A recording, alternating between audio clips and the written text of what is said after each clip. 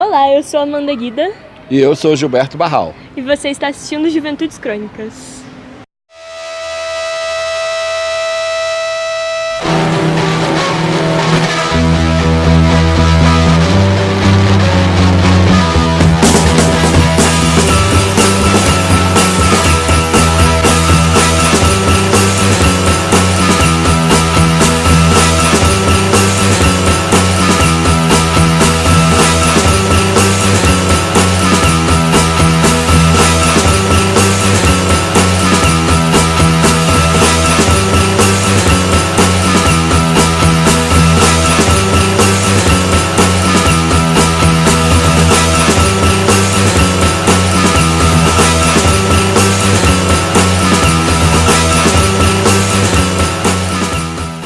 A gente está aqui com a Sheila Campos para bater um papo com a gente para o programa Juventudes Crônicas. Eu conheço você do teatro, do MC, de apresentação, rádio, ouvindo sua voz, mas parece que tem muito mais aí. O que você podia falar para a gente? Bom, não sei, eu acho que eu tive a sorte de poder fazer muitas coisas, né? Então, das primeiras atividades, eu comecei em rádio, por incrível que pareça, em 91, então já vai fazer 30 anos aí de rádio. E depois eu me tornei atriz, entrei no teatro, fiz cênicas na UNB. Antes disso, durante muito tempo, minha adolescência, eu fui cantora, meu sonho era ser cantora, mas acabou que eu não me tornei cantora e eu brinco que eu me tornei assim algo próximo, né, a locutora. E aí também sou militante, né, militante de esquerda desde sempre. Eu comecei a militância no movimento estudantil, depois no movimento cultural. E aí, mais recentemente, de uns 4 anos para cá, eu me aproximei dos movimentos feministas. Então eu entrei mesmo nos movimentos, deixei de ser o que a gente chama militante individualista, né? Assim, feminista empírica. E aí passei a trabalhar na luta coletiva. E mais recentemente eu voltei para um partido de esquerda, e aí eu também milito, né, seja pela Secretaria de Mulheres desse partido, seja como um todo, né, procurando fortalecer aí essa resistência no nosso país. O que mais? Eu gosto muito das redes sociais. Na rádio eu faço locução, programação musical e entrevistas, já fiz bastante tempo. Atualmente eu estou no mestrado e aí eu estou me qualificando, porque o meu plano é fazer concurso para ser professora. E eu estudo teatro feminista para poder aplicar na militância. Para poder. Então, eu sou professor, ela é uma aluna. A ideia nossa é essa, trazer experiências de pessoas que têm uma carreira consolidada. Consolidada não digo, mas que está sempre consolidando, porque a gente... e como professor, eu também me sinto um eterno estudante. E agora você tem, assim, essa pegada de querer ser professora. Qual a expectativa sua com quem você vai trabalhar, como vai ser? Então, é engraçado, né? Porque normalmente interpretam como um caminho inverso, né? Você poderia ter começado como professor e depois ido para outra área. Eu tive a oportunidade de dar aula pela primeira vez lá nos idos de 90, início dos anos 90. Eu estava até grávida da minha única filha. E para mim foi assim muito, muito enriquecedor, revelador e muito apaixonante. Eu dei aula de português e de história numa cidadezinha que nem existia no mapa ainda na época, em Mato Grosso do Sul, e até hoje isso me ajuda, me auxilia, assim, os conteúdos que naquela época eu ministrei, até hoje eles fazem parte da minha vida e me ajudam. E influenciaram, né, depois também. Bom, você me pergunta qual a minha expectativa. A minha expectativa de certa maneira, eu acredito que estar na escola é como estar na trincheira, né? Então, assim, para mim a escola ela é um dos últimos espaços de resistência, de fomento de um pensamento livre, de crítica, crítica no sentido de análise, né? De compartilhamento, de se dividir e de se instigar outras pessoas em outras idades a investigarem, pensarem, analisarem e chegarem a conclusões próprias. Eu lembro até hoje, assim, me emociona um pouco, eu sou meio chorona, né? Então não repare.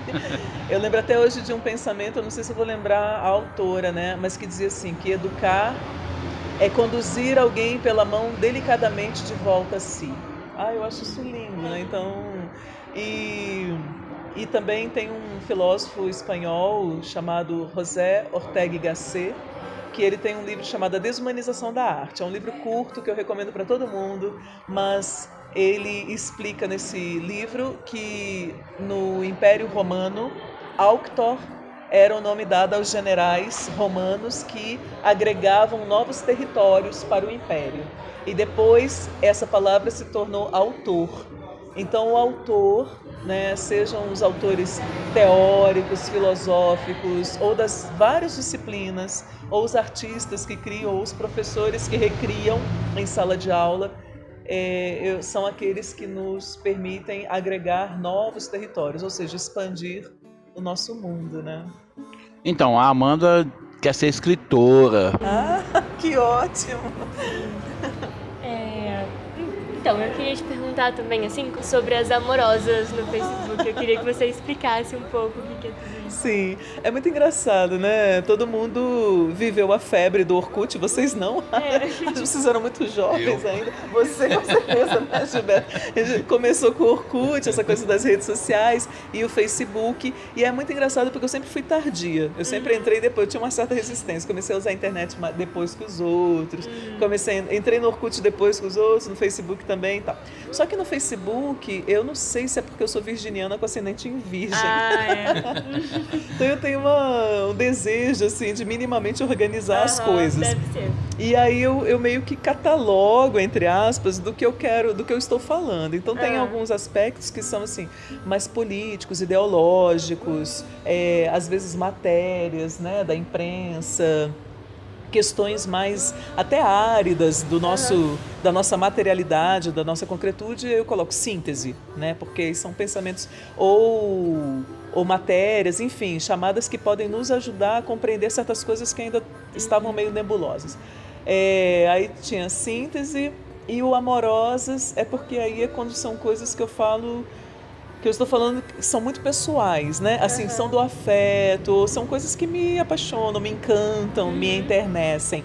Na verdade, ainda tem uma terceira, que são os confessionais. Aí, às vezes, eu coloco confessionais. E aí é quando eu vai textão, ou iam vídeos também, né? Eu tenho, assim, sei lá, uns 300 vídeos que eu acabei fazendo nessa brincadeira. Em que eu me desnudo muito, assim, falo do que eu penso, o que eu acho, o que eu sinto, situações pelas quais eu passei, mas porque eu acredito muito que é possível aprender com a experiência dos outros, né? Não é só essa espetacularização da intimidade, assim, não tem selfie minha, o que eu estou tomando no café da manhã, né? Mas por exemplo, experiências que são impactantes e alguns temas que também dialogam com a militância. Por exemplo, na militância feminista, a gente fala muito da questão dos gêneros, né, da não cis normatividade compulsória, etc. e tal. Eu sou bissexual, né, e desde a minha adolescência, assim, eu percebi isso.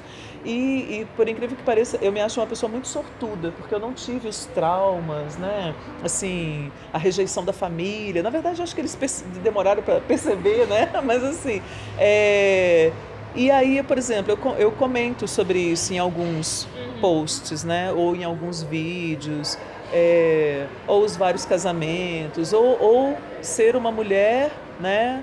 No meu caso, assim, uma mulher madura nessa virada de século, né? O que é ser? Porque eu já intuía que os relacionamentos ou as formas, né, dos nossos avós, dos nossos pais não iam servir para a gente, mas a minha geração principalmente, não ia ter criado uma coisa nova, não ia ter criado uma forma nova. Então a gente ia estar no olho do furacão. Então, eu sou professor de sociologia e você disse que a escola é uma trincheira e parece que vai ter que redobrar essa trincheira, né? A gente está num momento crítico, né? A par de tudo isso, você está construindo toda uma carreira de alegria, de de fazer as coisas. E a Amanda está começando agora. O que você falaria para ela, assim, uma orientação, um conselho, uma dica ou uma Sugestão. forma? Amanda, né? Amanda.